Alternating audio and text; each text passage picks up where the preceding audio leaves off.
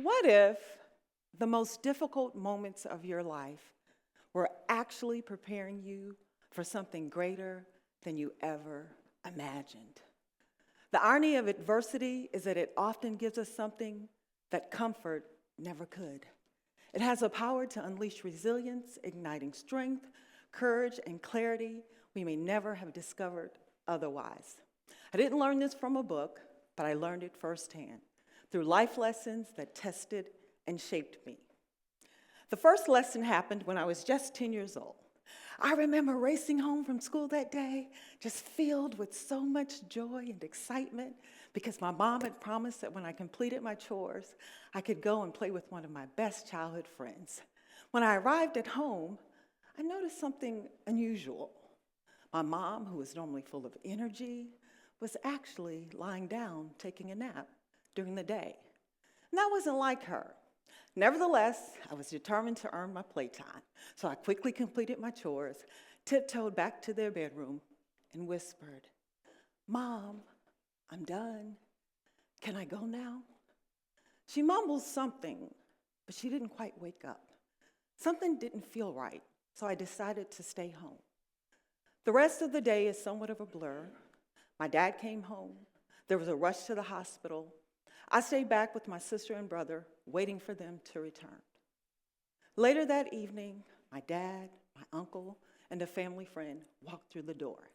I ran up to my dad, and I asked the question that would change my life. "Where's Mom?" I'll never forget the look in his eyes when he said, "She didn't make it." At 10 years old, I didn't have the words for loss or adversity. The adults around me told me to be strong, but I didn't feel strong. I felt broken, lost, and alone. And yet, here's the deeper truth. That loss, as devastating as it was, became the foundation of one of my greatest strengths. You see, in the middle of my heartbreak, seeds were being planted that I couldn't yet see. Seeds of resilience I would come to lean on again and again in my life. Sometimes the deepest roots in our lives grow in soil we never would have chosen. And I know I'm not alone, so may I invite you to consider your own personal journey? Raise your hand if life has ever thrown something at you that you didn't see coming. Yeah, like losing a job that you thought was secure, a relationship that ended, a diagnosis that changed everything, or a door that was slammed shut. May I ask you to please raise your hand again? If looking back, you realize that many of these experiences helped shape you into a stronger or wiser or more resilient version of yourself. Yes, that's the irony of adversity. You see, it doesn't just challenge us, but it invites us to become something more. Today, I want to share 3 powerful truths, each one shaped by the unexpected gifts hidden inside adversity. Truth number 1, growth requires discomfort, and adversity delivers it. Imagine waking up 10 years from now and realizing that you really hadn't changed. Not your mindset, not your habits, not your outlook, just 10 more years of the same. But the world, it kept moving.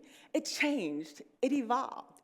And in standing still, you didn't just stay where you were, you actually fell behind. So this thing called growth, it's not just a nice to have. It's necessary, because if we aren't growing, we're actually falling behind. And real growth, transformational growth, rarely happens inside our comfort zones. Instead, it demands that we step beyond what's familiar and what's comfortable. Psychologists and educators call this the learning zone. And the learning zone is that space just outside our comfort zone where challenge meets capacity. It's uncomfortable, but it's where learning, growth, and transformation happens. Ideally, we enter into the learning zone by choice, driven by our desire for growth. But sometimes, life doesn't ask for our permission. And that's where adversity comes in. Adversity has the power to push us into the learning zone, uninvited and unwelcomed, and it demands that we grow, even when we don't feel ready. There's another powerful concept called post-traumatic growth. And this concept was developed by psychologists Tedeschi and Calhoun. The idea of the concept is this: we as people don't just survive hardship and adversity, we actually grow because of them, often emerging on the other side with more clarity, greater resilience, and a deeper sense of purpose. I experienced this firsthand when I was just 18 years old, as a new cadet at the United States Military Academy at West Point. There I was, this quiet, shy girl from a small town in East Texas, far from home, surrounded by strangers, and immersed into a world that was nothing like the one I knew. Everything about it was uncomfortable. The mental pressure, the physical demands. There were days that I questioned whether I belonged. There were days that I doubted my strength. There were days that it felt like it would be easier to quit than to continue on. But it was inside that discomfort, not outside of it, that something was being forged in me. You see, every time that I decided to stay and not walk away, every time that I chose to lean in and not back down, I grew. I became stronger. I became more resilient. Not because it was easy, but because it wasn't. So what felt like a struggle at the time was actually a crucible. It didn't break me, but it forged and it shaped me in ways that comfort never could. And it did something else too. It caused me to ask questions I may never have asked if everything had remained comfortable. Which brings us to the second truth. Adversity often calls us to ask powerful, life-changing questions. Here's the irony. While adversity disrupts our lives, it also creates space for the questions we may never have dared to ask. Questions such as, who am I now? What really matters? What is it that I am capable of becoming? Psychologists call this the meaning-making process, the way we naturally search for understanding when our lives feel disrupted.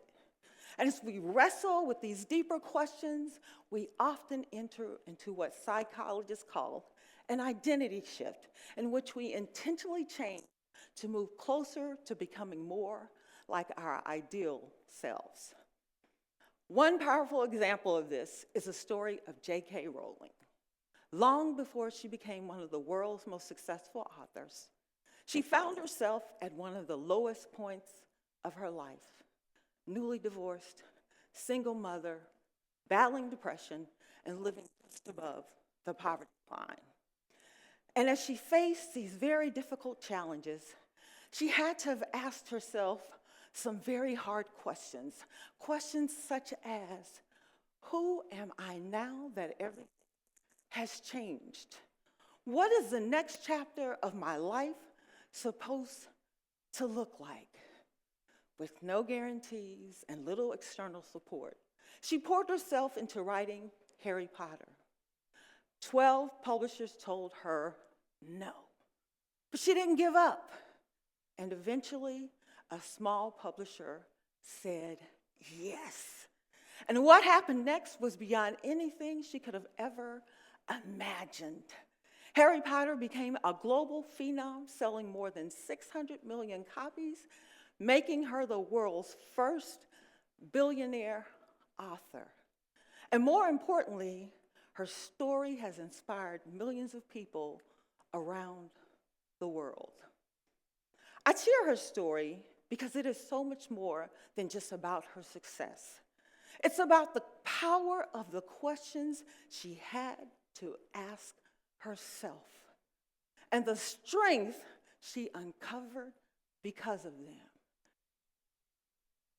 Irony of adversity. Rowling's story makes one thing clear, and that's this: often setbacks are setting the stage for something more. Which brings us to our third and final truth. The setbacks of adversity are often setups for something greater. How many of us love those mountaintop moments when everything's working, life is good, the plan is clicking? We all love those mountaintop moments. But what about the valleys, the layoff that you didn't see coming, the relationship that ended, the diagnosis, or the door that was slammed shut? It's in those moments that we all feel it, the painful sting of setback.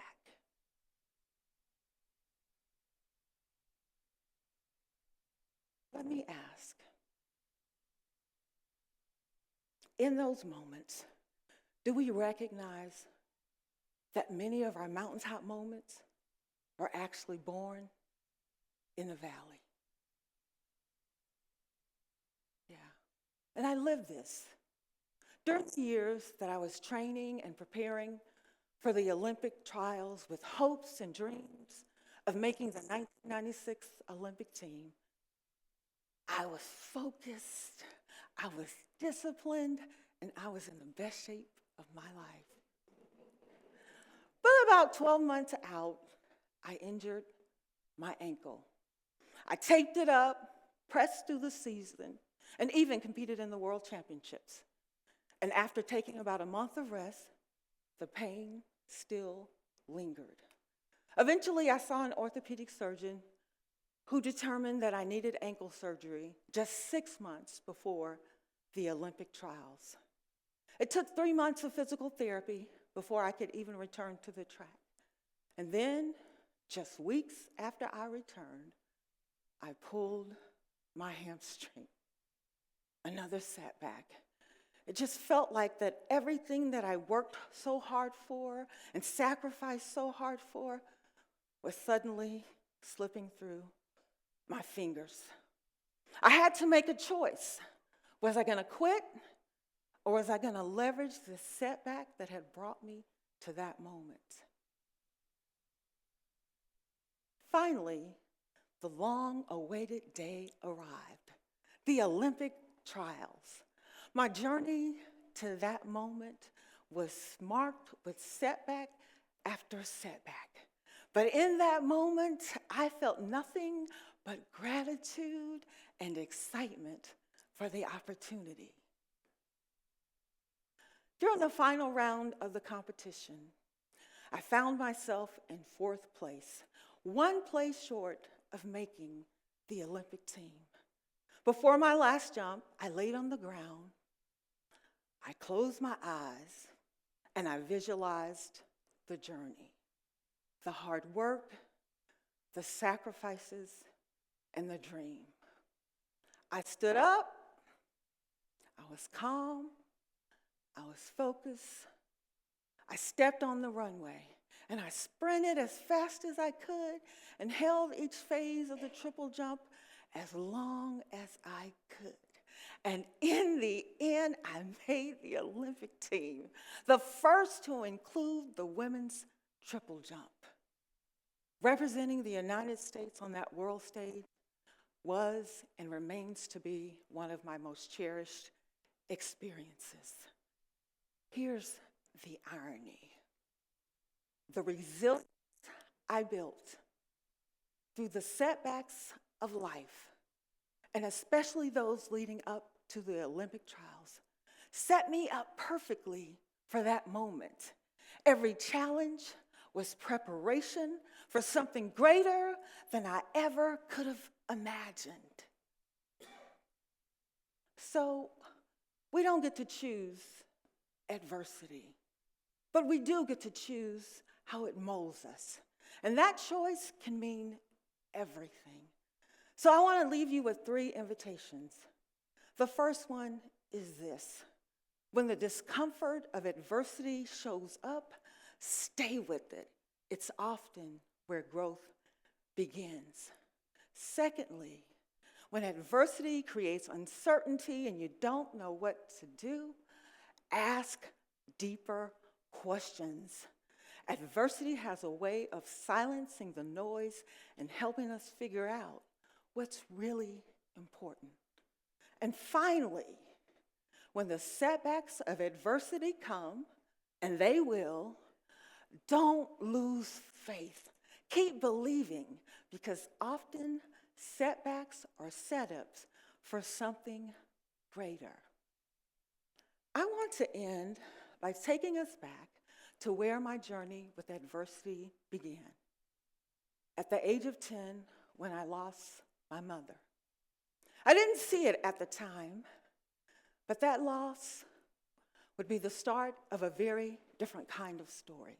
A story that would take me from quiet, unsure girl from East Texas to cadet at the United States Military Academy at West Point. From Army officer to U.S. Olympian, from corporate leader to the business owner standing here today. So, no, I would have never chosen the adversity. But I wouldn't trade the growth, the clarity, and the resilience it gave me.